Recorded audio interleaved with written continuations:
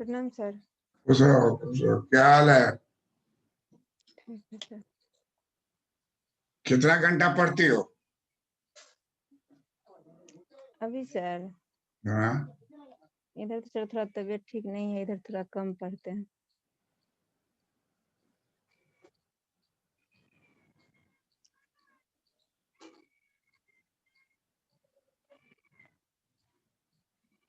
प्रणाम सर। हाँ, खुश रहो खुश रहो।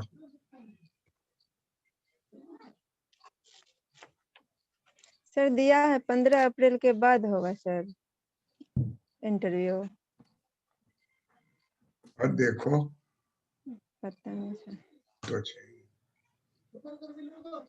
अभ्यास कर रही हो कि नहीं बोलने का? जी करते हैं।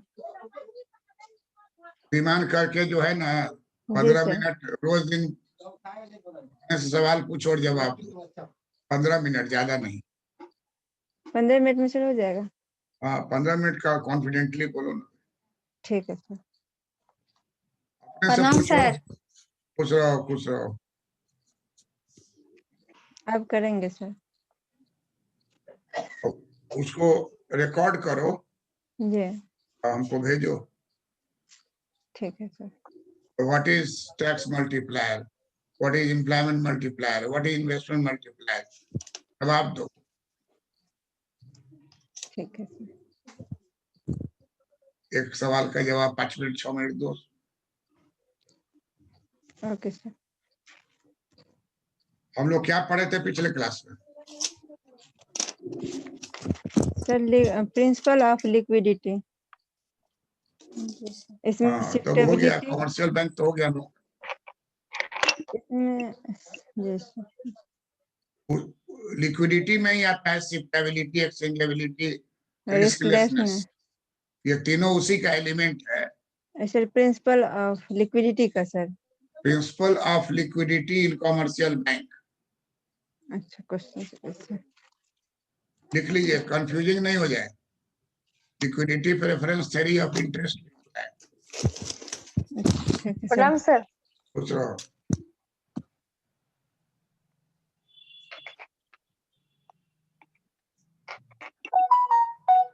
आनंद साहनी, क्या टॉपिक है तुम्हारा? सब खत्म हो गया? जी सर, पहले वाले में थोड़ा बचा हुआ है, लेकिन अभी राष्ट्रीय आय पढ़ा दीजिए सर। Principle of liquidity.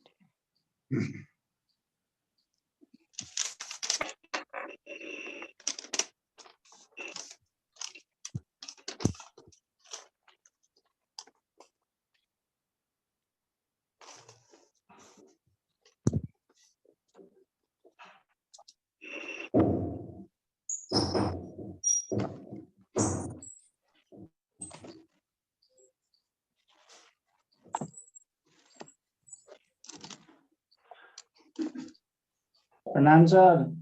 खुश रहो खुश रहो।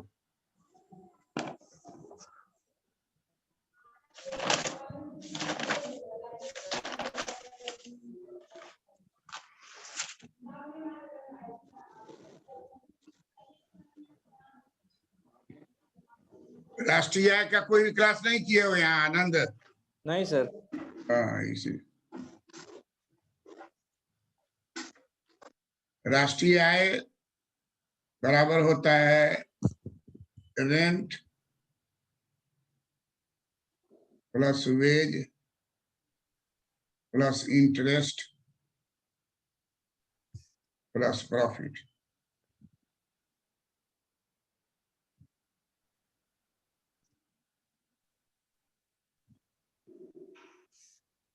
लगान, मजदूरी, ब्याज प्लस लाभ। लाभ जो होगा इसको बोला जाएगा निगम लाभ।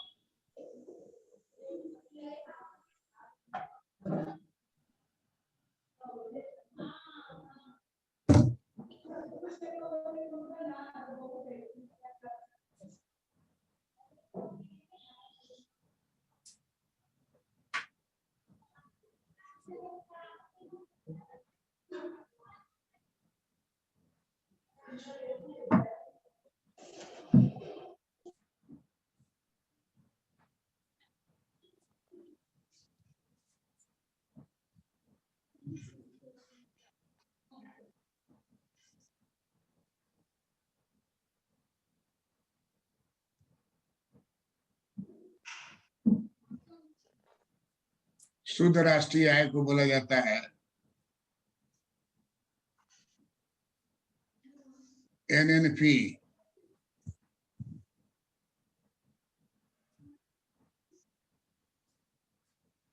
शुद्ध राष्ट्रीय आय को बोलते हैं एनएनपी।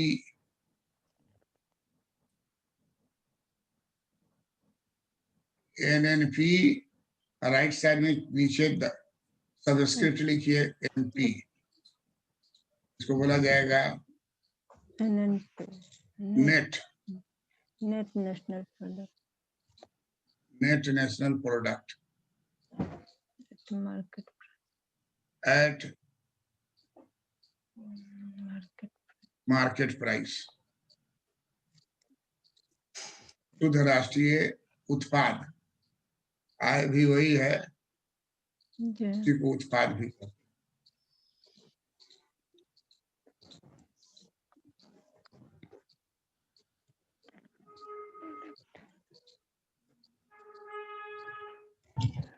प्रणाम सर।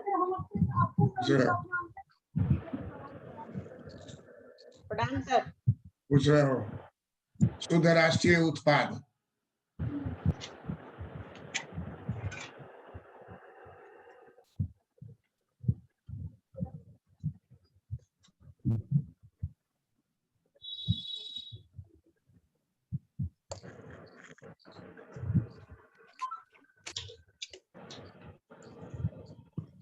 बाजार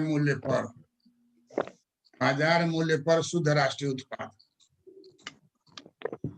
शॉर्ट में हो गया एनएनपी।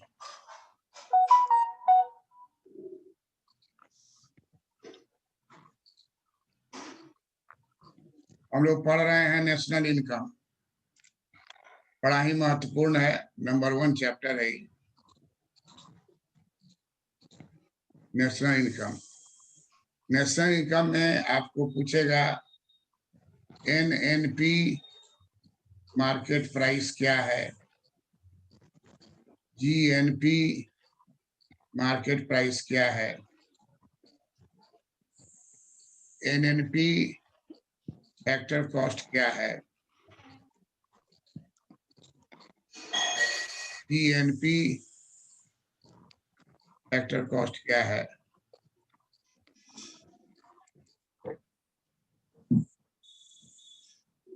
डेप्रिसिएशन क्या है। डेप्रिसिएशन को कहते हैं ह्रास, गिरावट।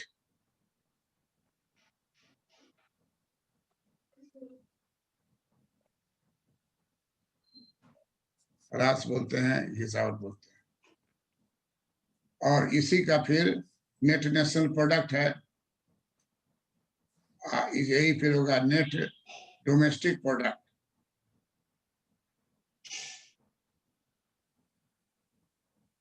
Gross domestic product.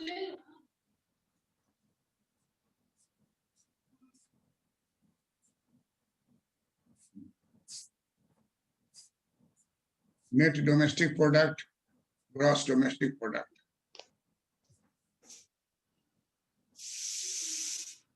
तो इन्हीं के बीच अंतर पूछना है, इन्हीं के बीच अंतर स्थापित की।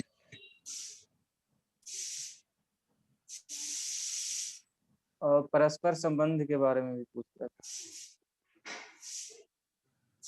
दर को ही परस्पर संबंध करते हैं। ओके। परस्पर संबंध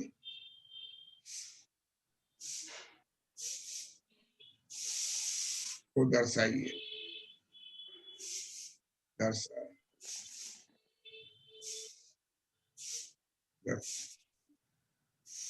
हम लोग एक एक करके देखेंगे, अब तब संबंध समझ में आने लगेगा।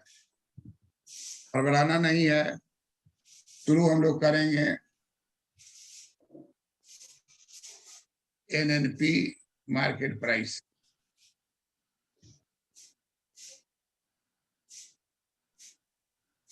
पहला टर्म होता है लगान, जमीन जायदाद मकान।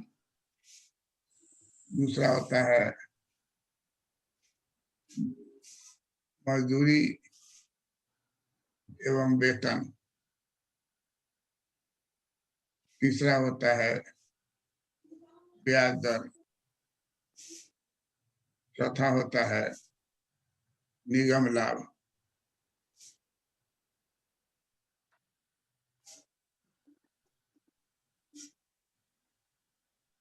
निगम लाभ जो होता है उसका दो हिस्सा होता है।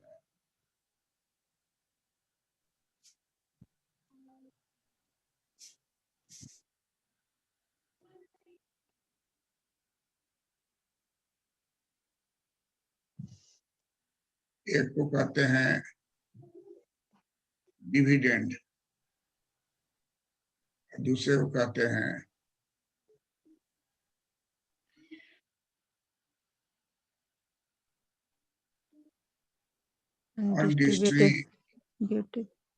Undistributed profit. प्रॉफिट, वितरित लाभ।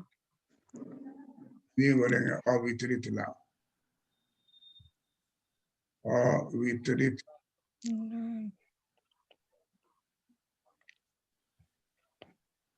अवितरित लाभ। डिविडेंड को हिंदी में क्या बोलते हैं? लाभांश। लाभांश। मान लीजिए कि लगान जो है 500 है, मजदूरी जो है 700 है, वेतन जो है 800 है, ब्याज ब्याज भुगतान ब्याज भुगतान ब्याज भुगतान जो है ये 900 है, लाभांश जो है वो 800 है, अनडिस्ट्रीब्यूटेड प्रॉफिट 200 है, निगम लाभ हो गया वो 1000।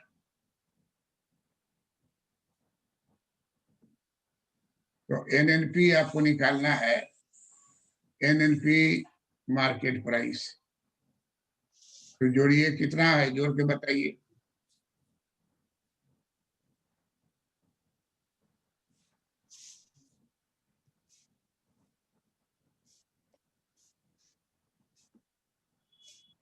सब आदमी जोड़िए।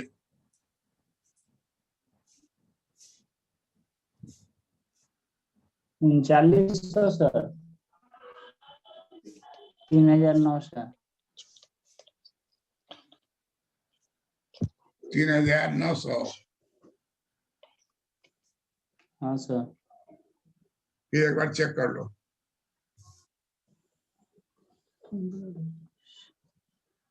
3900 ही आ रहा। 3900 ही आ रहा।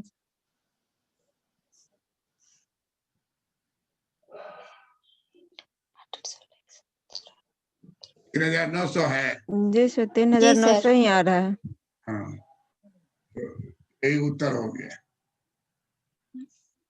जी। अब एक टर्म है जो बोलते हैं घिसावट। जी।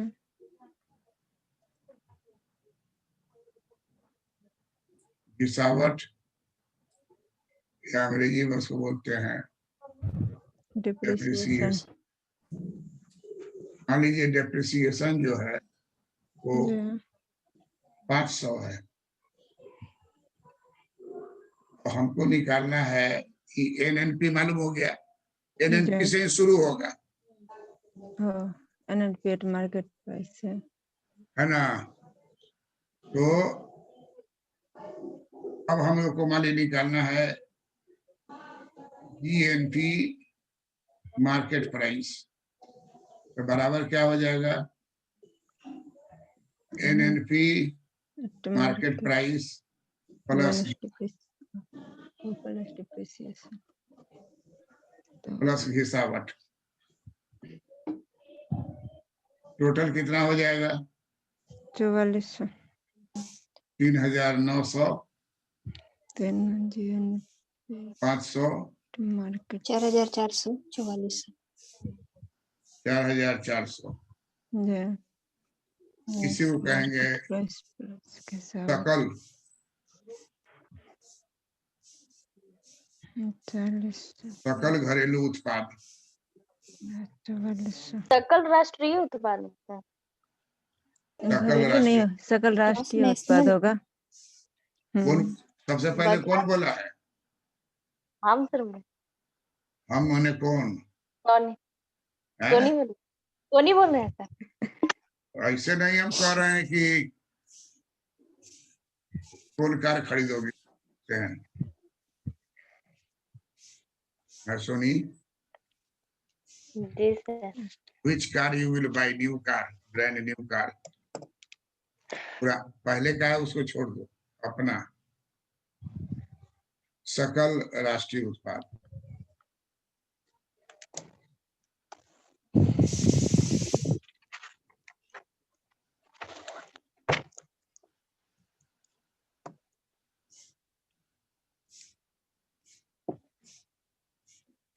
सकल राष्ट्रीय वर्ड कहीं मुझे नहीं बने ठीक से। सकल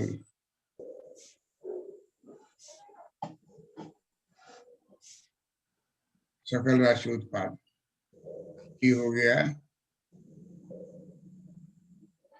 शुद्ध शुद्ध राष्ट्रीय उत्पाद।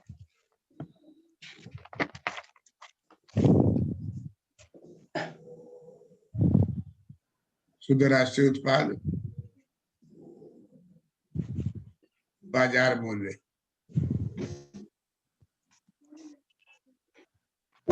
बाजार मूल्य पर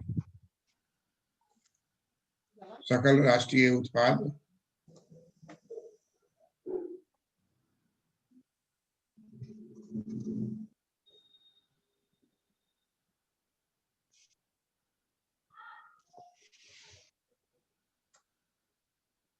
बाजार मूल्य पर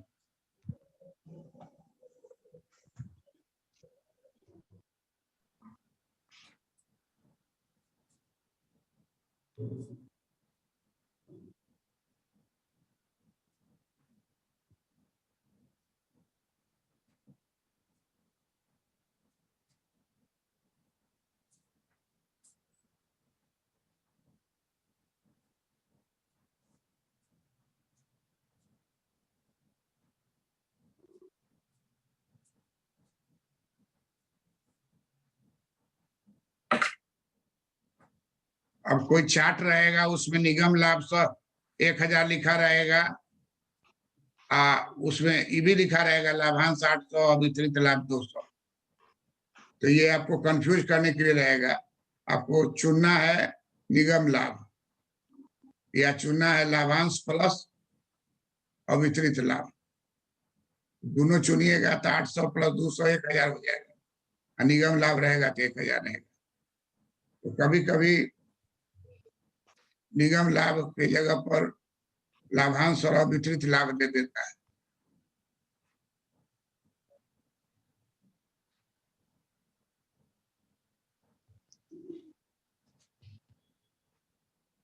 तो रूल क्या बन गया कि जीएनपी बराबर होगा एनएनपी प्लस घिसावट, और एनएनपी क्या होगा? GNP minus घिसावट।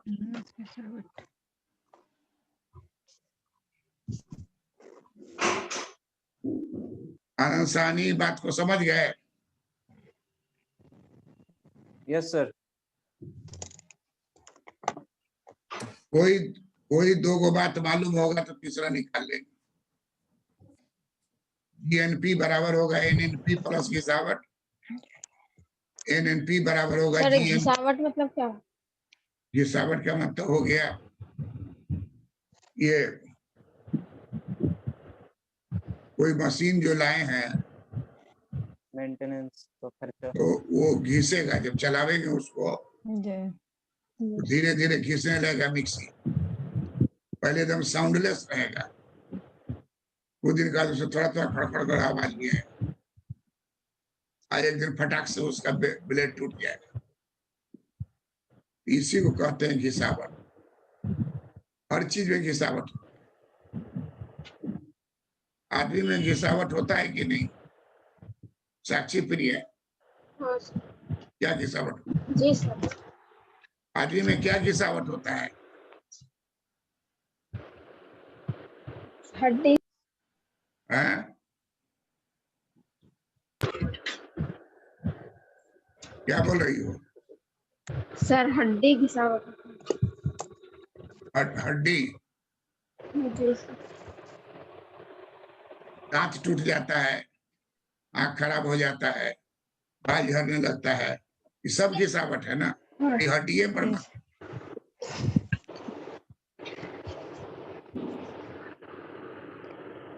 हड्डी घिसावट होके छोटा थोड़ी हो जाएगा, घाटा हो जाएगा क्या? हड्डी कहाँ घिसता है? कमजोर होता चला जोर पे जाता है, सर। वही घिसावट। रीढ़ का हड्डी जो है उसका धीरे धीरे बोन मैरो ये सब कमजोर हो जाएगा, 10 तरह का बीमारी धर लेगा। लेकिन क्लियर कट जो घिसावट नजर आता है, जी तो हम लगाए हुए चश्मा, तुम भी चश्मा तुम लगाए हुई हो साक्षी जी सर। प्रिया? जी तब सर। मतलब कि आंख में घिसावट हो गया, जी सर। गुरु का भी हो गया, आशीष का भी हो गया, शिष्या को भी हो गया। यहाँ किसी को चश्मा नहीं लगा हुआ है, साक्षी प्रिया को लगा हुआ है, हमको लगा हुआ है। ये आई का घिसावट। बहुतों का दांत जो है उसमें घिसावट, बहुतों का हेयर दांत फॉल का टूट घिसावट। जाता है। घिसावट का मतलब हो गया कि अर्थव्यवस्था में कोई भी मशीन है, उसका वैल्यू आज 1000 है, 5 साल के बाद उसका वैल्यू 1000 नहीं रहेगा, बहुत पार्ट घिस जाएगा। कार का तो घिसावट ऐसा है कि 20 लाख का कार है और शोरूम से उतार के आप रोड पर लाइएगा, उतार लीजिएगा नीचे,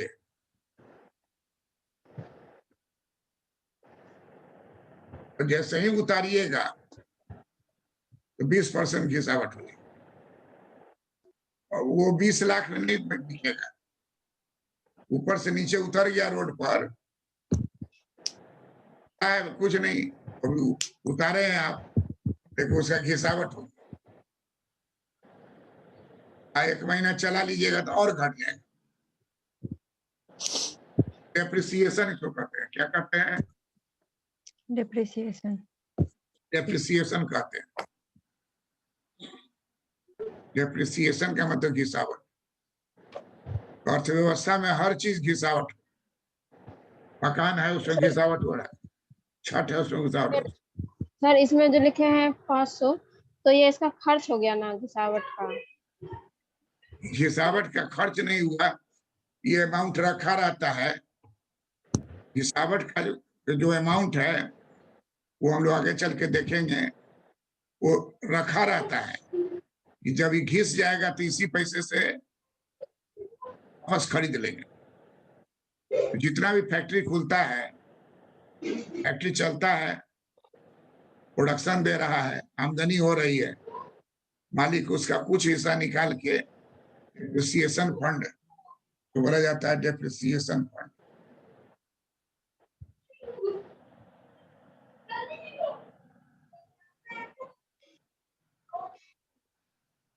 डेप्रिसिएशन फंड में रख देते हैं। एक फंड है, उसी में डालते रहेगा, डालते रहेगा, डालते रहेगा। अंत में इस फंड में 500 रुपया जमा रहेगा। समझने के लिए 500 है। मान लीजिए आपका 1 करोड़ का फैक्ट्री है, तो 1 करोड़ कम से कम घिसावट बनाइएगा। तो घिसावट का जो रुपया होता है वो काउंट करके और ब्लॉक कर दिया जाता है, उसको कोई खर्च नहीं करेगा। वो जब मशीन घिस जाएगा तब उसका उपयोग होगा।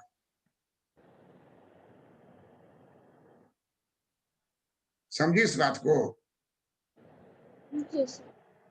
जैसे तुमको हॉस्टल में रह रही हो, 1000 रुपया तुम्हारे बैलेंस में बराबर रहेगा, अचानक बीमार हो गई, अचानक कुछ प्रॉब्लम हो गया, तो उस पैसे को निकाल के खर्च करोगे, तो तुम्हारा डेप्रिसिएशन फंड है, उसको रोजमर्रे में नहीं निकालोगी, वो बैलेंस रखा रहेगा।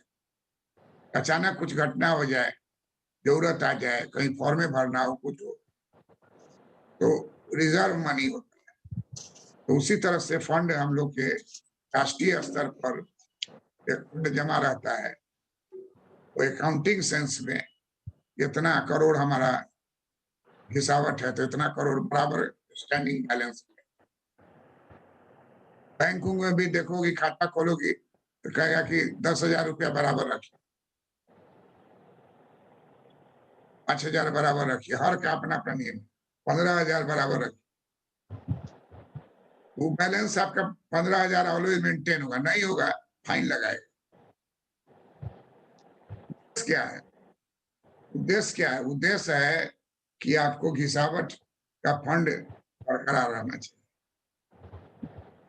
तो अब ये बात को हम लोग इसको कैसे देखें?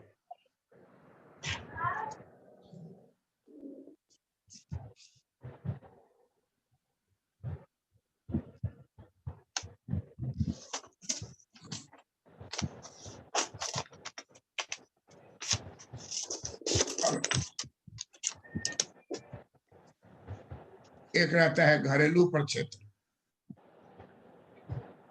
अर्थव्यवस्था को दो भाग में बांटे, और दूसरा हो गया व्यवसाय प्रक्षेत्र। व्यवसाय प्रक्षेत्र, अब हम आपको बताएं, श्रम, पूंजी, संपत्ति,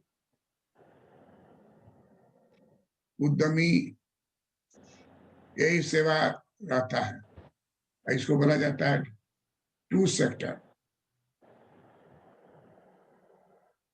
sector economy.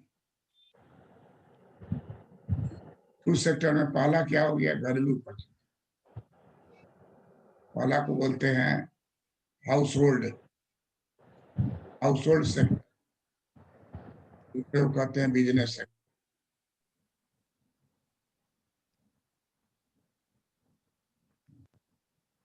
House hold sector और दूसरा हो गया बिजनेस सेक्टर। गौर से देखिए, दो सेक्टर में पहला होता है श्रम सेवा, दूसरा होता है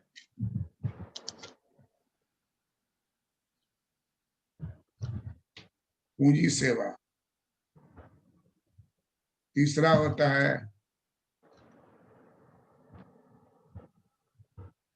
संपत्ति सेवा। संपत्ति सेवा जो है मकान किराए में लगाता है, उससे पैसा कमाता है। श्रम सेवा, पूंजी सेवा। तो श्रम सेवा को क्या मिलता है? मजदूरी।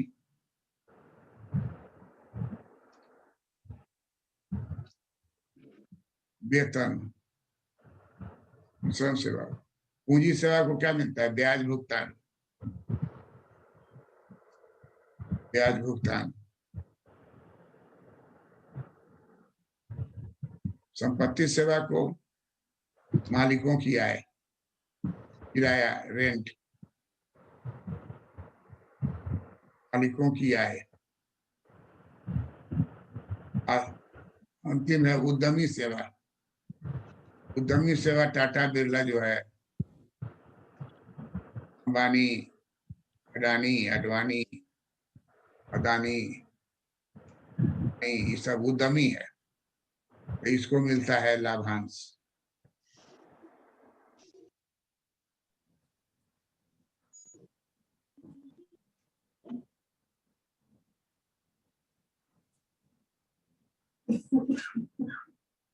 अब ये जो है तुम्हारा ये घर है, यही घर हो गया डेप्रिसिएशन।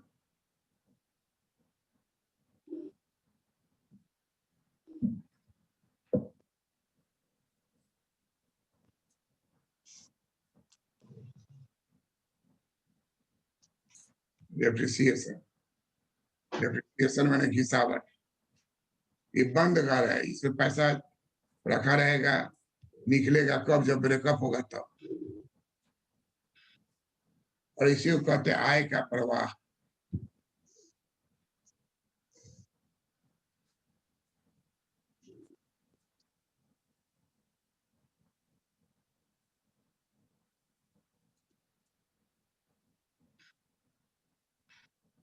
राष्ट्रीय आय का प्रवाह।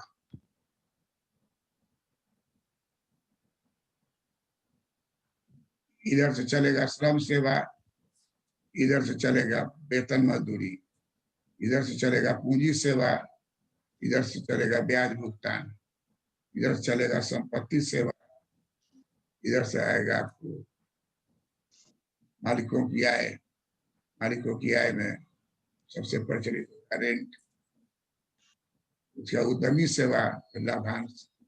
लाभांश दूसरा हिस्सा होता है, उसको बोलते हैं अवितरित लाभ।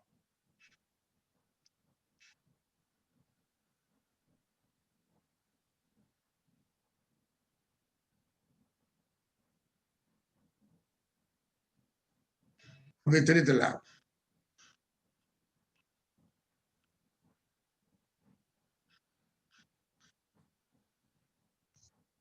और अवितरित लाभ भी बंद है, क्योंकि वो एक्चुअली क्या है, ये कंपनी की बचत है।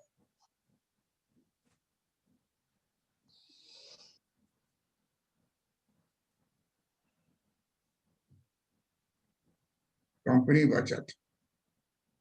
अब गौर से देखिए इसका निचला हिस्सा, निचला हिस्सा को इस तरह से, और जो आय इधर आया, यहाँ आय पहुंचा, सेविंग, आय जो आएगा उसका क्या होगा, उपभोग होगा। और दूसरा बचत होगा। और यही बचत जब राइट साइड आ जाएगा तो यही हो जाएगा इन्वेस्टमेंट।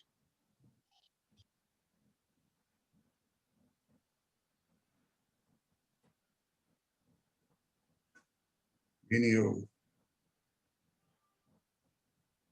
और इधर उपभोग हुआ और इधर उत्पादन करेगा। फर्म क्या करेगा, उत्पादन करेगा।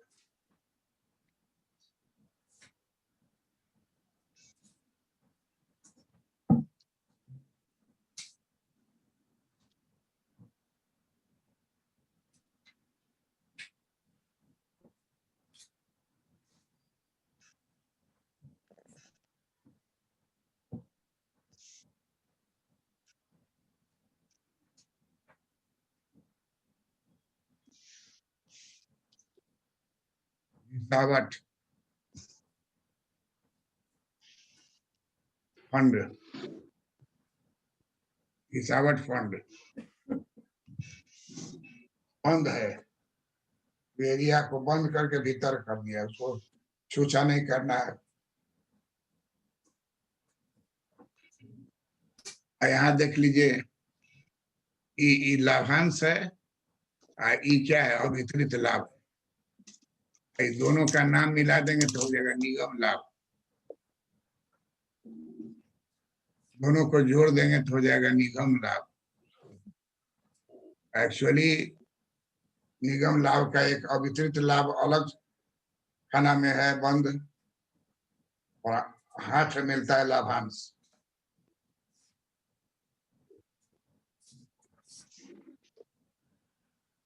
तो ये दो प्रक्षेत्र अर्थव्यवस्था है।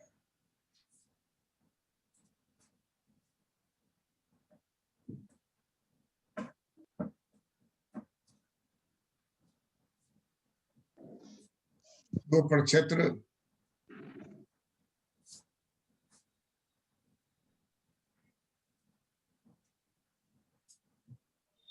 दो प्रक्षेत्र अर्थव्यवस्था।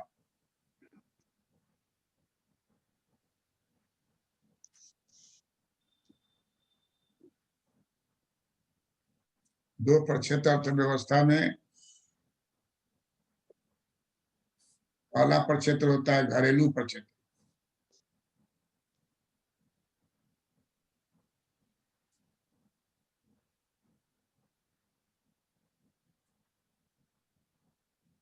और दूसरा होता है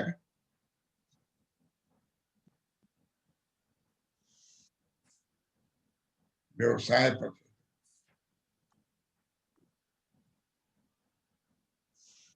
सबसे महत्वपूर्ण यही है 2% अर्थव्यवस्था जो शुरू होता है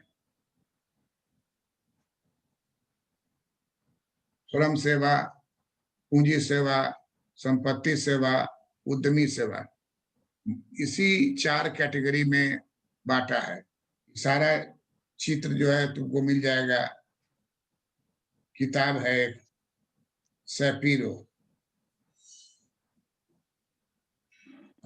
सैपीरो का किताब है मैक्रो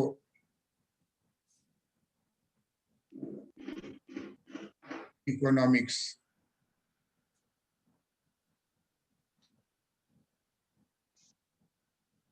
सैपीरो की पुस्तक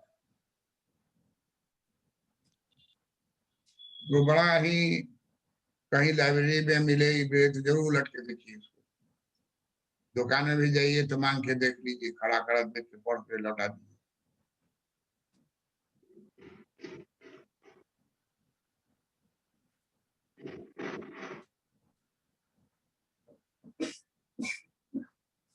दुकान वाला किताब को देखने देगा कि नहीं? यस सर, देगा। देता है सर। उलट उलट के देखिए, उसी में कोई को मन किया तो ले भी लिया, नहीं लिया तो फिर अगला बेर ले सकते हैं। तो चेक तो कीजिए। फोटो भी खींच लेते हैं जो जरूरी होता है। फोटो तो तुरंत खींचने देगा वो। हम खींच लेते हैं किसी को। चलो तो फिर युवा वर्ग जो है एक कदम आगे रहता है।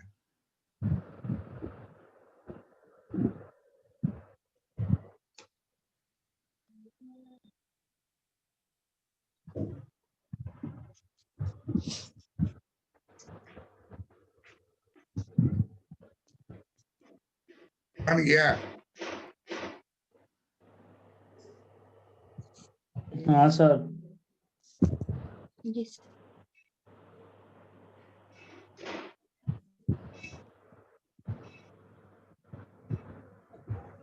अब देख लीजिए, एगो टर्म है x माइनस m। x का मतलब हो गया निर्यात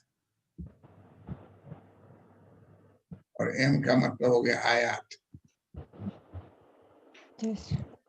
मान लीजिए कि निर्यात कर रहे हैं 2000, आयात कर रहे हैं 1000। हमारे यहाँ उल्टा होता है, लेकिन हम ही लोग को लिखना है तो काय डाउन करके लिखे। अभी निर्यात हम लोग का बढ़ गया है पहले से, और डॉलर भी 582.2 बिलियन डॉलर बिलियन डॉलर है। इंदिरा गांधी 5 बिलियन डॉलर कर्जा ली थी। पूरा अखबार में निकला कि विश्व का सबसे बड़ा लोन लिया है IMF से, 5 बिलियन। सोचिए कि भारत का औकात कितना बढ़ गया। 5 बिलियन लेने के लिए प्राइम मिनिस्टर को एड़ी चोटी रगड़ना पड़ता था IMF के सामने। अभी जो है इंडिया के पास जितना डॉलर है उतना IMF का रिजर्व में नहीं हो। का रिजर्व जो है 200 बिलियन डॉलर है, और हम लोग के पास जो है 582 बिलियन डॉलर। तो इसलिए ये एक्सपोर्ट माइनस इंपोर्ट जो है ये हो गया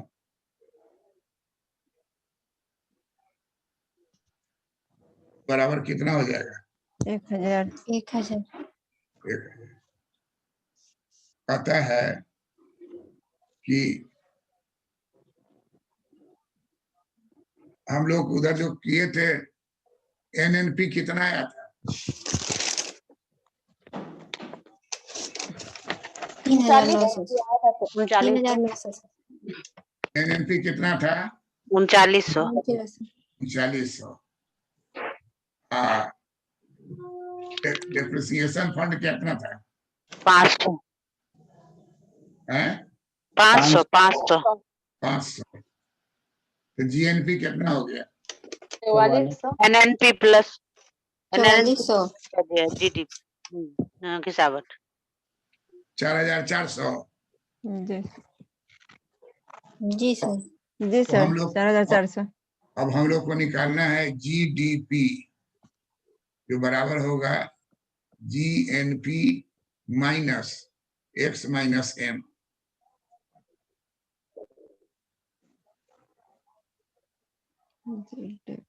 तो हम लोग जान चुके हैं कि जीडीपी हम लोग का जो एग्जाम्पल है, काल्पनिक एग्जाम्पल है 4400। एक्स माइनस एम कितना है? 1000। 2000 माइनस 1000 जी बराबर हो गया 4400। 3400 इधर कितना हो जाएगा? 1000 1000 1000। 3000 3400 हो जाएगा 3400 3400 सर। 34। यही हो गया जीडीपी। जीडीपी का मतलब हो गया ग्रॉस सकल सकल घरेलू उत्पाद।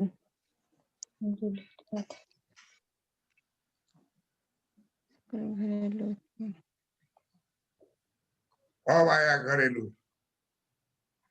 सुनी, ग्रॉस डोमेस्टिक। जी सर अब घरेलू सही लिखे है ना? जी सर उस समय तुम पकड़ ली थी,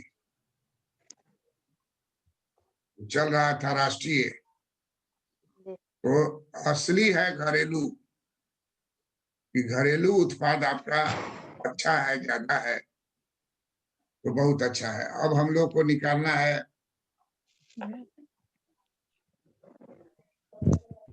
नेट डोमेस्टिक प्रोडक्ट। ये बराबर हो जाएगा जीडीपी माइनस हिसाब डिप्रिसिएशन।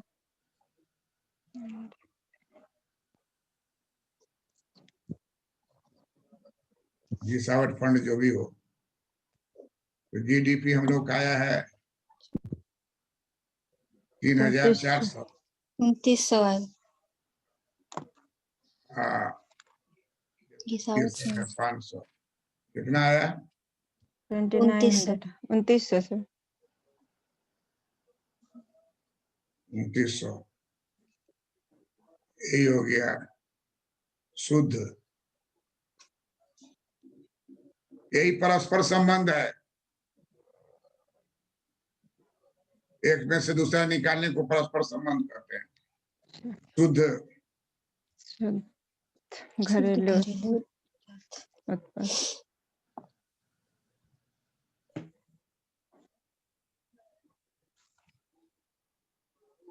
और इसमें हर जगह आपको लिखना होगा बाजार मूल्य पर। उसका तरीका निकला है कि जीडीपी के नीचे दाहिनी ओर छोटा सा एमपी लिख दीजिए। इंटरव्यू में आपसे पूछा एनडीपी में एमपी लिखा रहता, तो एमपी मैंने क्या हुआ? तो बोल दिया Madhya Pradesh. Market price sir. Market price के मुंह से निकल गया Madhya Pradesh.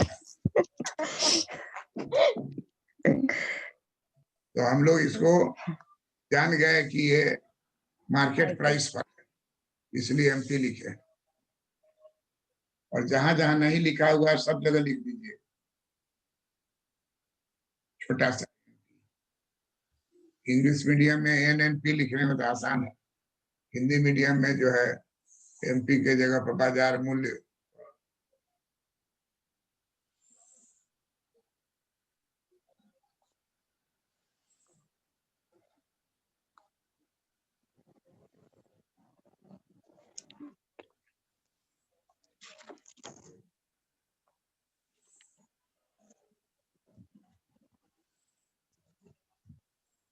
To sector economy जो होता है उसमें income is equal to consumption plus saving.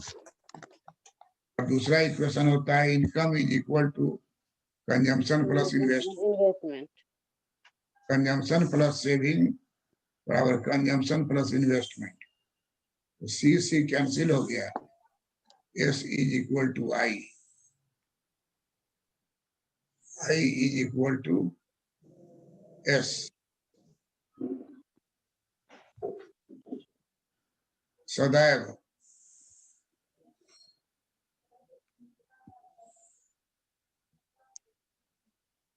दो प्रक्षेत्र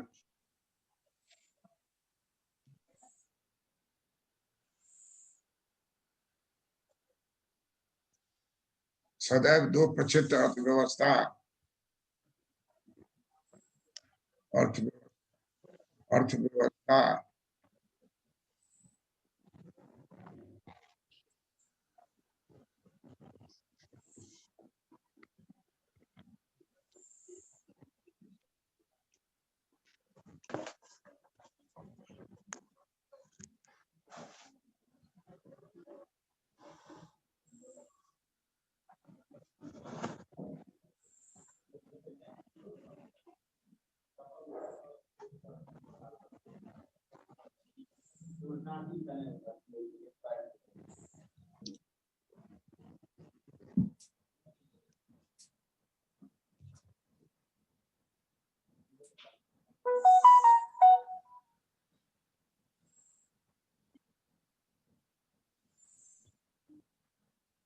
सदैव दो प्रक्षेत्र अर्थव्यवस्था में पाया जाता है।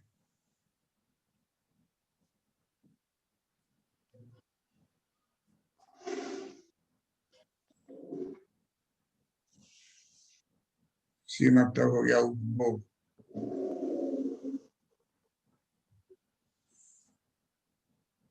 आई मतलब हो गया विनियोग,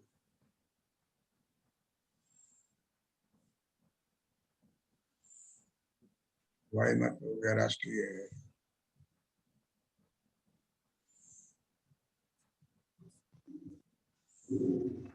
अब आए क्या कि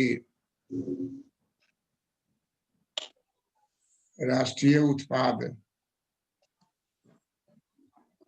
बराबर राष्ट्रीय आय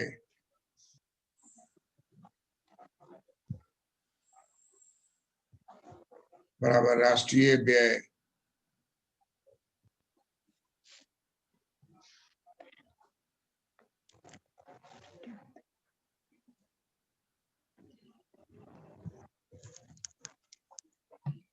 सदैव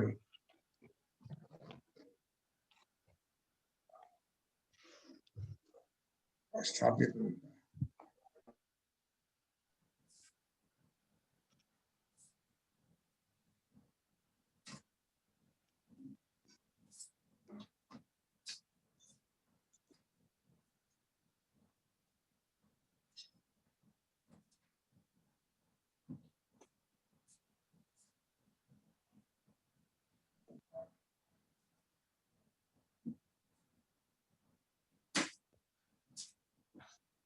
मार्शल के अनुसार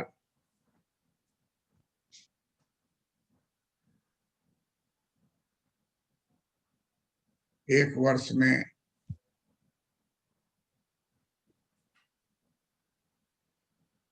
सभी उत्पत्ति के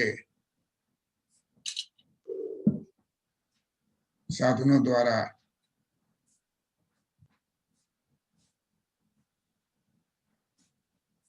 जो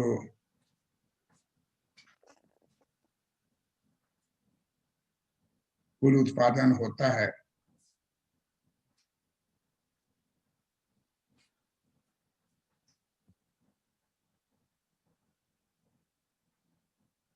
उसी को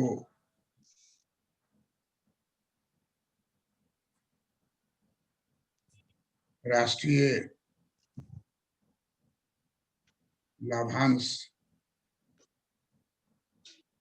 राष्ट्रीय आय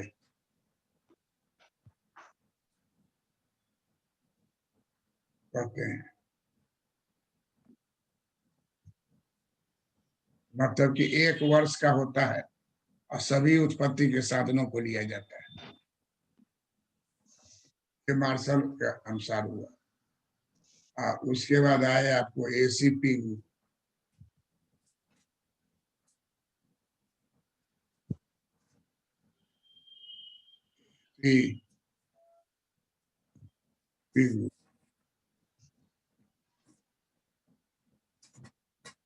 एसीपी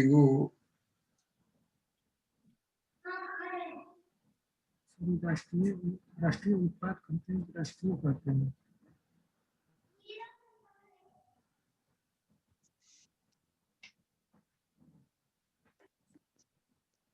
राष्ट्रीय लाभांश या राष्ट्रीय उत्पाद कहते हैं।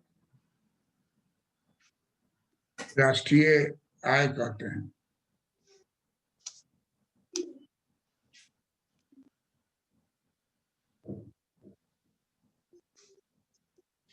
राष्ट्रीय लाभांश शब्द का प्रयोग किया है, बाद में चल के सब राष्ट्रीय लाभांश छोड़ दिया है।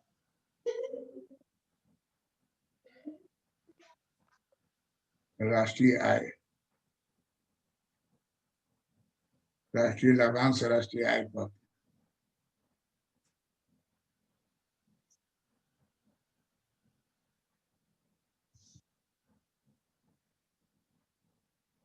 एसीपी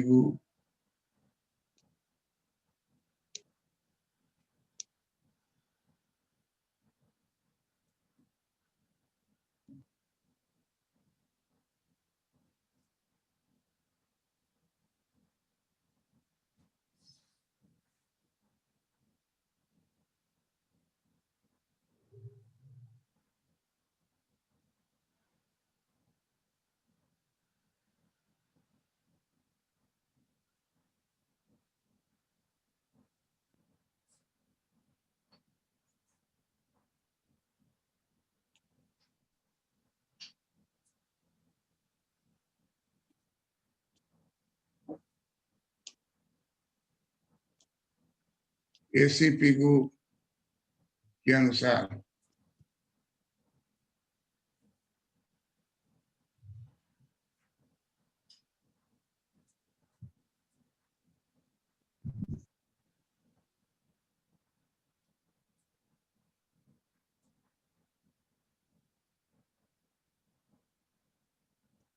एक वर्ष में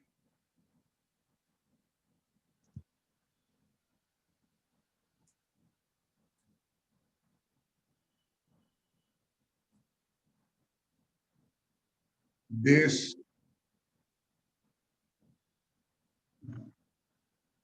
में प्राप्त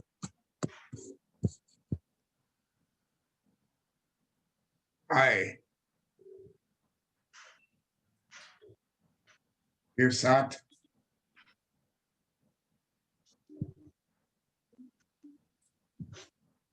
विदेशों से प्राप्त शुद्ध आय को जोड़कर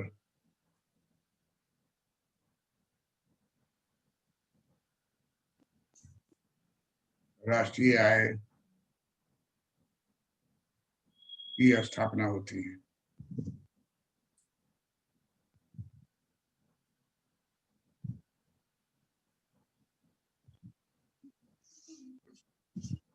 और वही है x माइनस m को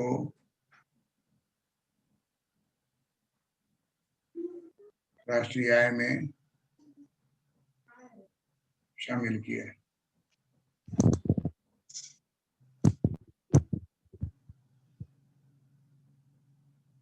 मार्शल साहब दिए, उसके बाद पीयू दिए, 3 नंबर पर है फिशर।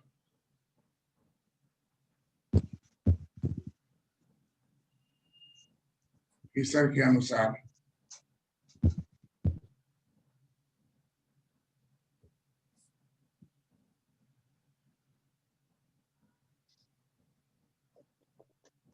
एक व्यक्ति की आय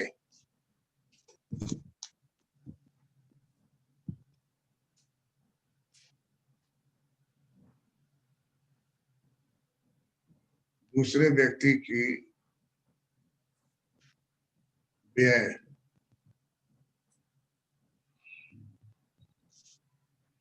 दूसरे व्यक्ति की व्यय होती है।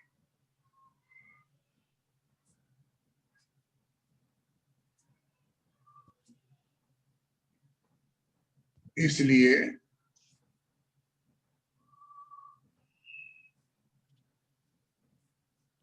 एक वर्ष में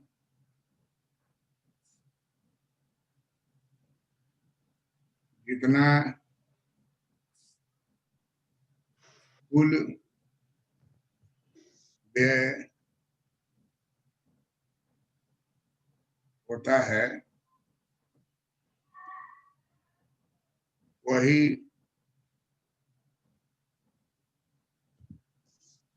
राष्ट्रीय आय कही जाएगी।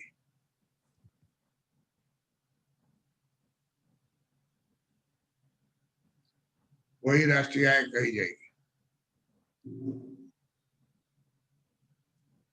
हम लोग देखे कि मार्शल साहब जो है देश के भीतर के सारे संपत्ति का एक साल में उत्पादन को लिए एक वर्ष में एसीपी को उसी में देश में प्राप्त आय में विदेशी आय को जोड़ दिया। और फिशर आय का है कि one man's income is another man's expenditure. One man income is another man expenditure. एक व्यक्ति की आय दूसरे व्यक्ति का व्यय, व्यय। एक व्यक्ति का व्यय दूसरे व्यक्ति का आय है। इसे दोनों में कोई अंतर नहीं है। तो हम लोग अगर पूरे देश का कुल व्यय निकाल लें तो उसी को हम राष्ट्रीय आय।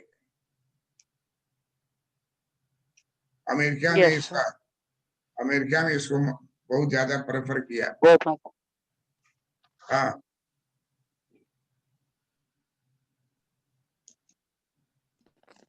क्या लिख लिए? जी सर। हाँ, दैट्स ऑल। सर लिखिए। जी सर।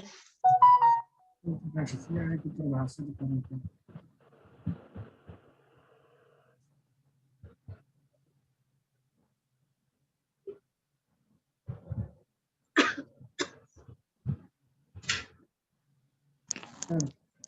चलिए। सर आपका टाई बहुत अच्छा लग रहा है। हैं? आपका टाई बहुत अच्छा लग रहा है। Thank you, thank you. चलो, प्रणाम सर। बात है प्रणाम कि सर। टोपी उतार दिए तो बाल निकल गया। उसमें धूप नहीं ना लग रहा था, धूप लगने लगा तो बाल निकल गया। और रोज दिन देखते हैं कि बढ़ता जा रहा है। हाँ हाँ। अब ठंडा भी खत्म हुआ ठंडा तो खत्म ही हो गया सर। तो सभी को शुभकामना। That's all.